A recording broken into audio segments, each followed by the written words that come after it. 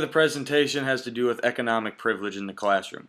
And what we mean by economic privilege is how the kids are treated based on their socioeconomic background and the traits that they have in their home life and how they're treated towards teacher and other students based off of what they are given in their life. Some of the main factors that we considered when talking about having economic privilege is the students come from a socioeconomic background that's better than those that other students get. Other students might come from poverty or will come from low income families, but then you'll have the socioeconomic groups that'll come from high wealth. They will be the rich ones. They will be ones who make upwards of $100,000 a year, $60,000 a year, and just can provide more for their kids than the poverty students. Another factor that we had is, a big one, students get at least 3 meals a day. They're fed well. They can eat whenever they want. They get their morning breakfast, they get their lunch, and they get their dinner. They get a warm bed to sleep in every night. They have a home. Their parents are home. They sleep in the same bed night after night. They have parents who really care about their education. They will do whatever it takes to help their student with their education and will do whatever possible to better their education for their child. They have access to private tutors to keep them on track in their educational files or in their educational journey.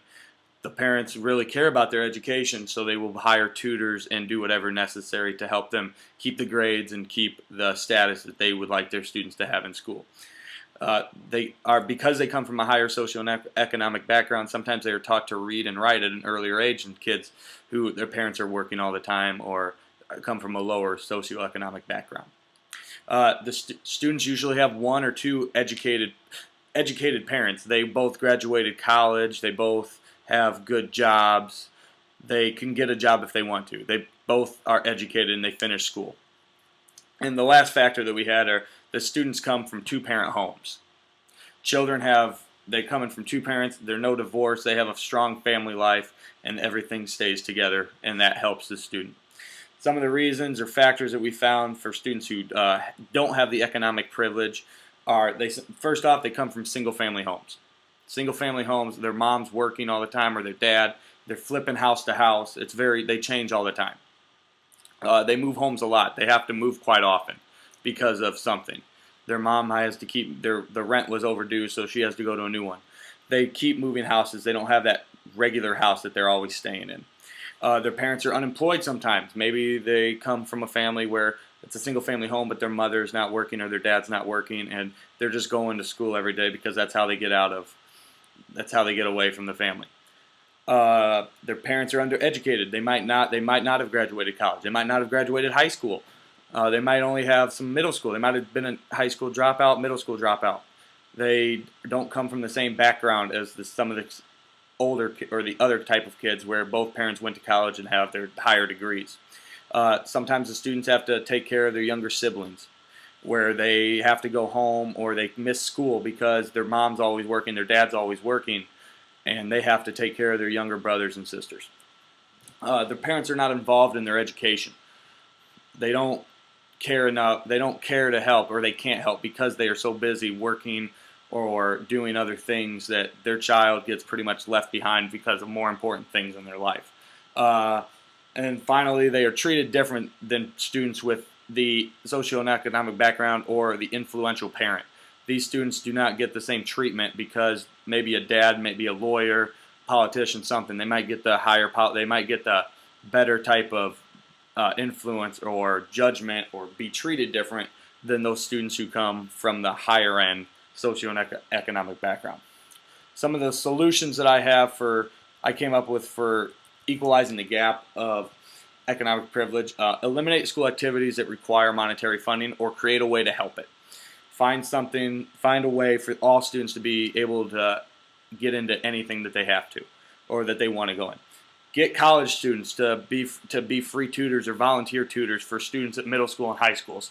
A real life situation for that is the IUSB tutoring program we do at Jefferson and Adams to help the kids, volunteering to go give our time to help these students that really in South Bend schools come from those lower socioeconomic backgrounds most time.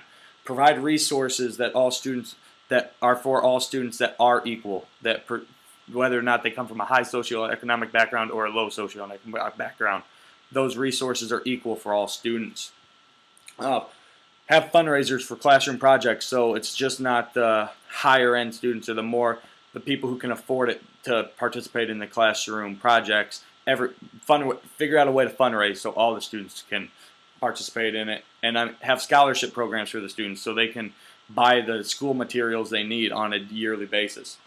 Serve breakfast and lunch to all students in all schools, because that's a huge part of their day. I mean, some kids are only being fed once a day, or whether it be once a day, twice a day, or a few times a week. We need to make sure that the students are always fed, that they're getting the nourishment they need, because they are in adolescent development. They need those nutrients and everything to help their bodies grow. And in a way, something around here, the schools in South Bend, a lot of them serve breakfast to the schools because of their free and reduced lunch program, and how the poverty rate of most South Bend schools, that they are serving breakfast to a lot of the kids before school so they can get their brains turned on for school.